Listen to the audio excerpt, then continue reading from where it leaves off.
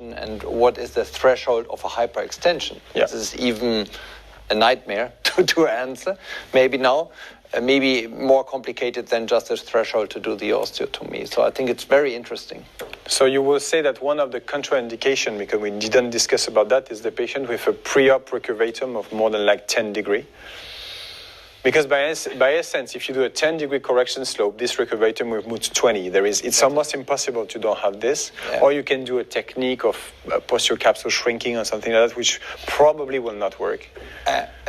So I discussed already today with Yorg, so that's very interesting. If you just think about the biomechanics of the periphery ligaments, if you do a shrinkage of the capsule, for example, then you change the situation for the periphery, because the periphery usually is only tense in full extension.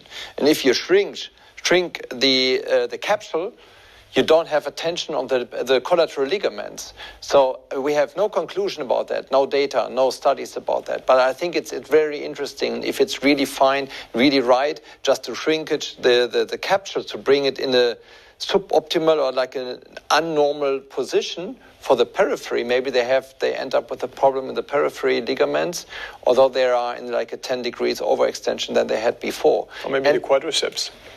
Sorry? Maybe the quadriceps, because they will say that the quadriceps is set up to work with a certain distance in between the patella, the tibia tubercle, and so maybe if you create something that creates recurvatum, they lose some quadriceps. If you shrink the capsule, they don't have strength anymore to flex it. Yorg, are you doing something specific on those recurvatum patients? We do. I do no shrinking of the posterior capsular. I think there is enough hematoma if you did osteotomy with a hinge down there in the back, in the backyard of the knee. It's enough hematoma, but I do a hard frame orthosis afterwards with giving a little bit lack of extension, like 1090 for 6 weeks, and then it slowly comes to some kind of scar tissue in the back. That at least that's the idea for me. And then I do not see, like Mirko says, I do not see the problems of over or hyperextension afterwards. I do PCL brace for all my patients.